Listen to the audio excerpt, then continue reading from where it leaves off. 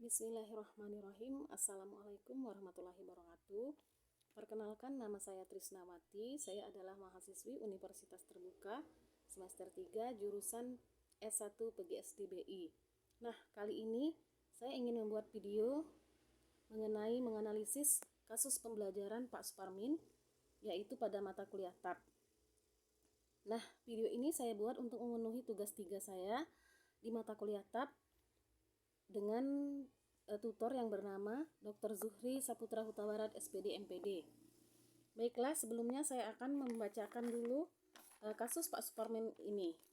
Pak Suparmin adalah seorang guru SD yang berasal dari daerah perkotaan dan sekarang mengajar di daerah pegunungan, di mana sekolah tersebut dikelilingi hutan belantara yang lebat. Kiri kanan jalan terlihat pepohonan yang sangat rimbun. Bahasa yang digunakan siswa di sekolah tersebut, baik di sekolah maupun di rumah, adalah bahasa daerah. Nah, pada suatu hari dalam mata pelajaran IPS, Pak Suparmin ingin menyampaikan materi dengan topik hutan homogen dan heterogen.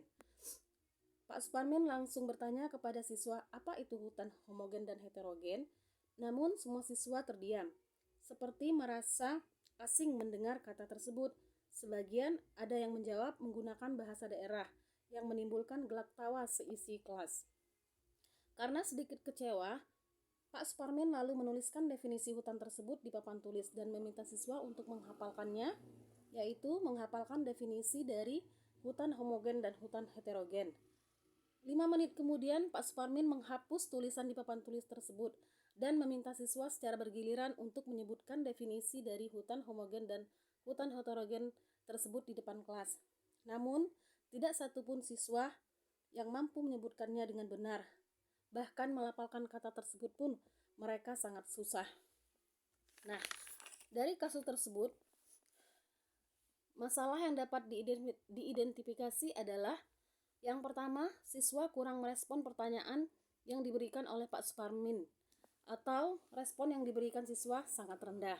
Kemudian yang kedua adalah siswa merasa kesulitan melafalkan kata-kata homogen dan heterogen, dan mereka juga merasa kesulitan untuk menghafalkan definisinya. Dan yang ketiga adalah rendahnya kemampuan siswa dalam berbicara bahasa Indonesia, karena siswa di sini sudah terbiasa menggunakan bahasa daerah baik di rumah maupun di sekolah. Nah, yang kedua adalah penyebab masalah tersebut. Masalah tersebut disebabkan oleh yang pertama adalah kurangnya keterampilan bertanya dengan yang dimiliki oleh Pak Suparmin, sehingga siswa tersebut tidak merasa terangsang untuk menjawab, atau mereka tidak bisa berpikir untuk menjawab pertanyaan yang diberikan oleh Pak Suparmin tadi. Nah, kemudian model pembelajaran yang dilakukan kurang memperhatikan aspek perkembangan kognitif siswa. Pak Suparmin tidak memperhatikan situasi, kondisi, dan karakteristik siswa. Karena Pak Suparmin ini tadi adalah seorang guru yang berasal dari perkotaan, sudah biasa mengajar di kota. Kemudian tiba-tiba beliau ditugaskan di daerah pedesaan. Beliau merasa kaget kemungkinan, dan beliau juga tetap menggunakan bahasa sehari-hari ketika mengajar di kota. Sementara di desa ini siswa menggunakan bahasa daerah. Jadi siswa masih merasa asing dengan kata-kata yang dikeluarkan oleh Pak Suparmin dalam proses belajar dan mengajarnya. Kemudian yang ketiga adalah ketidakmampuan guru untuk melibatkan siswa secara aktif dalam proses penemuan konsep atau definisi dari kata homogen dan heterogen itu sendiri. Nah, yang terakhir, guru kurang menciptakan situasi belajar yang dapat mendorong berkembangnya kemampuan berbahasa siswa. Yang artinya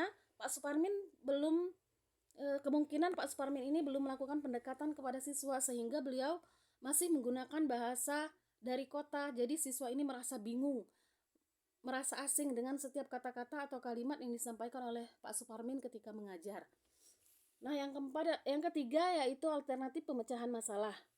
Dari masalah yang timbul itu, menurut saya alternatif pemecahan masalahnya adalah yang pertama, Pak Suparmin hendaknya memilih pendekatan atau model pembelajaran yang sesuai dengan karakteristik materi yang diajarkan serta situasi kondisi pada saat beliau mengajar. Untuk kasus Pak Suparmin ini, model atau pendekatan yang sesuai adalah pendekatan lingkungan dengan metode karya wisata. Karena pembelajaran mengenai hutan ini sangat sesuai sekali dengan keadaan lingkungan yang ada di tempat beliau mengajar yang dikelilingi oleh hutan belantara yang sangat rimbun. Yang kedua adalah model pembelajaran yang digunakan harus sesuai dengan karakteristik siswa SD. Siswa SD itu hakikatnya suka dengan unsur permainan, berpindah-pindah, bergerak, bekerja kelompok, dan terlibat langsung dalam setiap kegiatan belajar. Dan yang ketiga adalah proses pembelajaran harus dilakukan sesuai dengan tahapan perkembangan kognitif siswa. Siswa SD ini dikategorikan berada pada tahapan operasional konkret.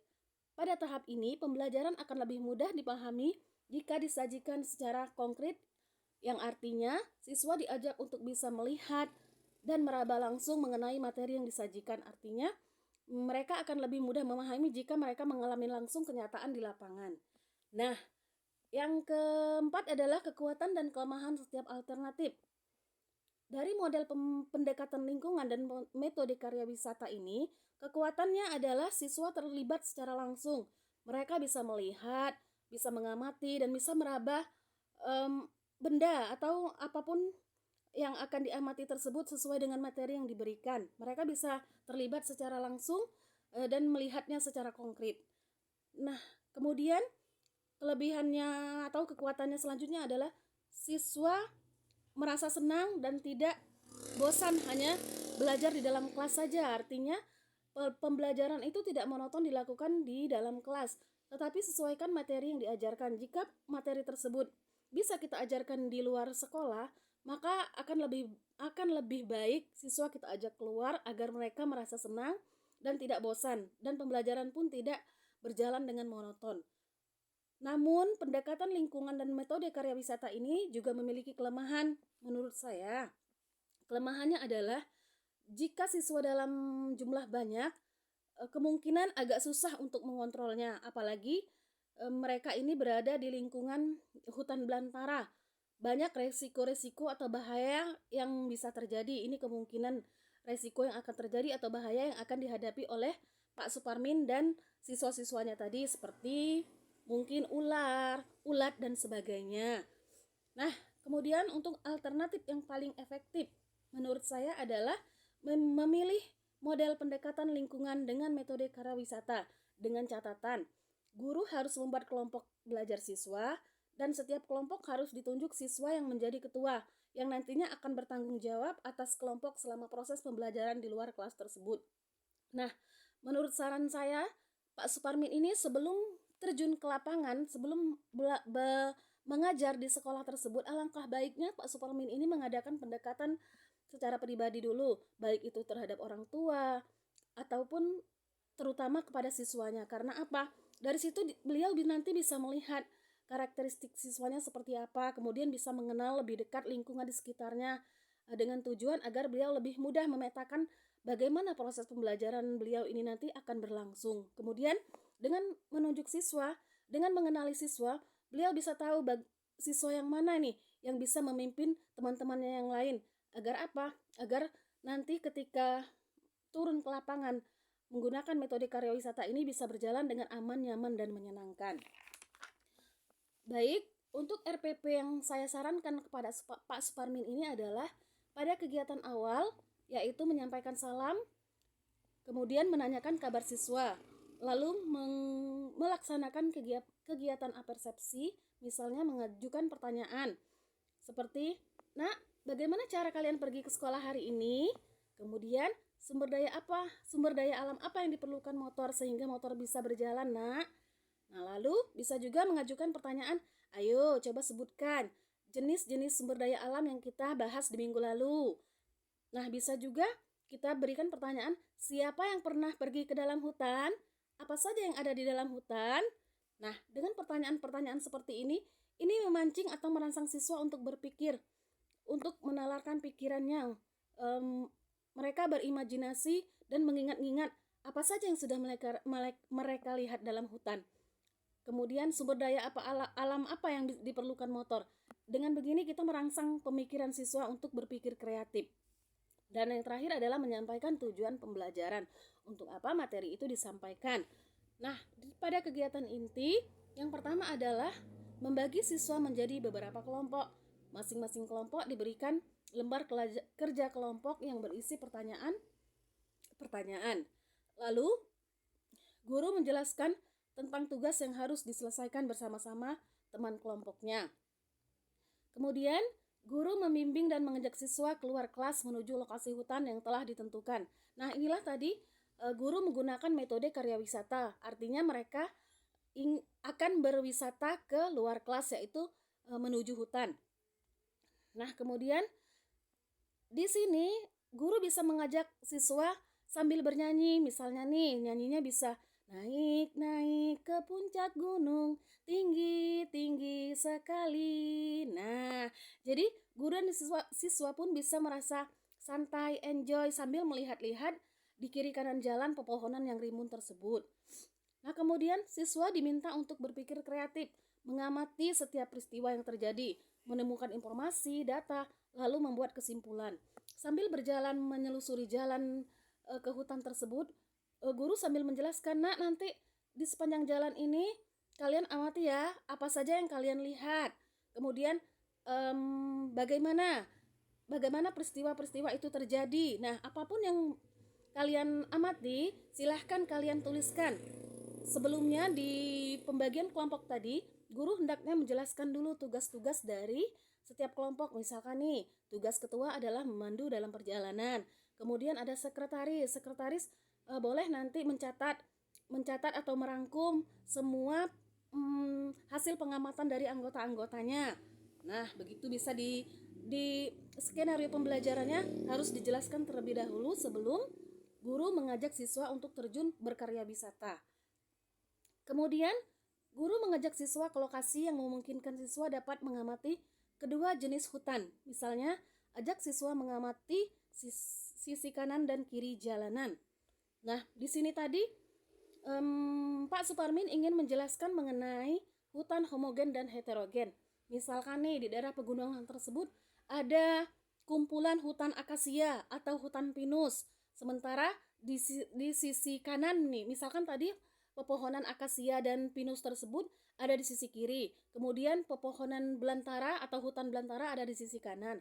Nah, Pak Suparmin nanti bisa menjelaskan di situ, bisa mengamati. Silahkan anak-anak, di sebelah kiri kita ada hutan akasia. Silahkan kalian amati apa saja yang ada di dalam hutan akasia tersebut, atau pohon pinus bisa juga. Apa saja yang ada di dalam hutan pinus tersebut. Kemudian di sebelah kanan kita ada hutan belantara. Kalian amati dan catat juga apa yang ada di dalam hutan belantara tersebut. Nah, kemudian guru membimbing siswa secara berkelompok untuk mengamati dan mencari jawaban dari pertanyaan dalam lembar kerja siswa. Urutan kegiatannya adalah guru mengajak siswa memperhatikan kedua jenis hutan tersebut. Yang tadi saya jelaskan, mereka diminta untuk mengamati dan menyebutkan apa-apa saja yang mereka lihat pada sisi kiri dan kanan hutan tersebut. Kemudian, guru memperkenalkan istilah homogen dan heterogen. Misalkan, hutan akasia adalah hutan homogen. Nah, anak-anak, inilah contoh dari hutan homogen. Coba kalian perhatikan isi dari hutan yang Bapak sebutkan tadi, hutan homogen tadi. Dengan begitu anak-anak akan melihat, oh, hutan homogen ini ternyata isinya cuman akasia saja atau cuman pinus saja, tidak ada pepohonan lain di dalamnya. Yang ada hanya rumput-rumput yang rendah saja itu yang ditanam, tetapi pohon-pohon tinggi itu semuanya berisi pohon akasia atau pohon pinus. Nah, kemudian guru meminta siswa secara berkelompok untuk menyimpulkan apa yang dimaksud hutan homogen dan heterogen.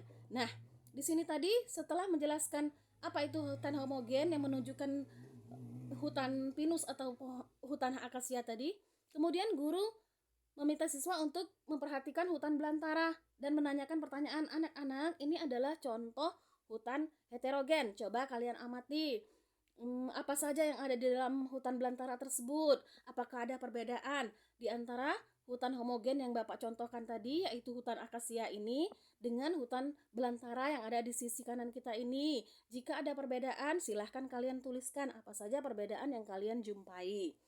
Nah, kemudian setelah mengamati jenis kedua hutan tersebut, yaitu hutan homogen dan hutan heterogen, guru mengajak siswa kembali ke dalam kelas. Lalu masing-masing kelompok diminta melaporkan hasil pengamatan. Hal ini adalah salah satu cara untuk memupuk kemampuan berbahasa siswa, sedangkan kelompok lain diberi kesempatan untuk bertanya atau menyanggah. Nah, karena siswa ini tadi bahasa daerahnya sangat melekat sekali pada diri mereka, mereka selalu menggunakan bahasa daerah baik di rumah maupun di sekolah. Pak Suparmin ini sudah bagus. Teknik Pak Suparmin ini mengajar dengan menggunakan bahasa Indonesia ini sudah sangat bagus menurut saya. Namun, beliau tetap harus memperhatikan karakteristik siswa yang ada di sekolah tersebut, karena mereka tidak bisa langsung semata-mata bisa menggunakan bahasa Indonesia dengan lancar, karena bahasa daerah mereka itu sudah mendarah daging sejak mereka lahir. Jadi memang di sini Pak Suparmin membutuhkan kesabaran yang ekstra untuk membimbing anak-anak ini.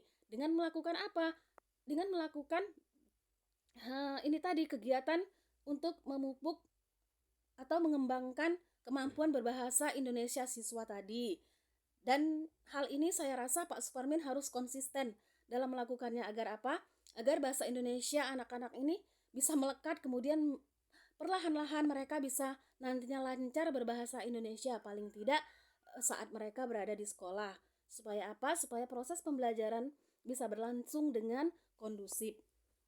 Nah, kemudian langkah selanjutnya yaitu guru menunjukkan gambar hutan lebat. Nah, artinya di sini saya sarankan Pak Suparmin ini menggunakan media pembelajaran berupa gambar, yaitu gambar hutan lebat, kemudian ada hutan yang mulai gundul, dan gambar orang yang sedang menebangi hutan.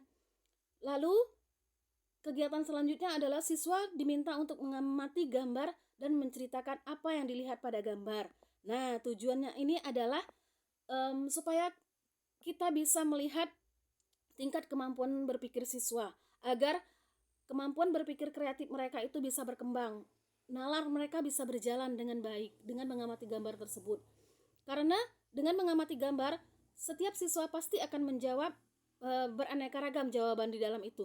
Karena di dalam gambar itu nanti di situ ada rumput, di situ ada pohon, di situ ada buah-buahan, di situ juga ada binatang yang dilihatnya. Akan banyak sekali pendapat-pendapat yang akan muncul dari siswa. Hal ini juga bisa memupuk kemampuan berbahasa siswa. Nah, dalam pembelajaran ini Pak Suparmin atau guru juga bisa serta-merta membimbing kemampuan berbahasa siswa tersebut agar bahasa Indonesia mereka bisa lebih lancar.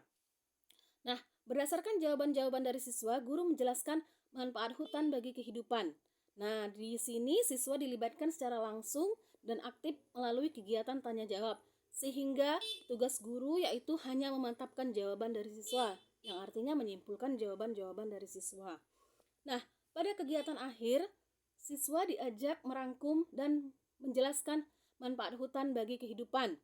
Dengan setelah siswa mengamati gambar-gambar tadi, kemudian guru menyimpulkan jawaban-jawaban dari siswa tentang manfaat hutan bagi kehidupan, bagi kita terutama. Kemudian guru memberikan latihan tertulis di papan tulis, siswa menjawab di buku latihan.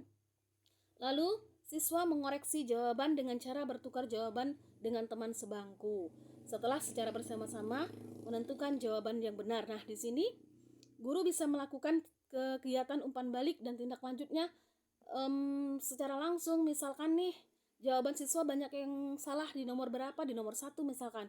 Guru bisa melakukan umpan balik dengan memberikan jawaban yang benar.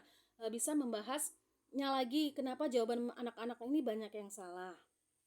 Nah, baiklah teman-teman, itulah analisa saya mengenai kasus pembelajaran yang dialami oleh Pak Suparmin. Nah, intinya sebagai guru hendaknya kita memahami setiap karakteristik dan kebutuhan belajar siswa. Kita terus belajar untuk menjadi guru yang profesional dengan segala daya dan upaya. Mudah-mudahan dengan demikian bisa mewujudkan profil pelajar Pancasila di daerah kita masing-masing, terutama di Indonesia. Demikian, wassalamualaikum warahmatullahi wabarakatuh. Terima kasih.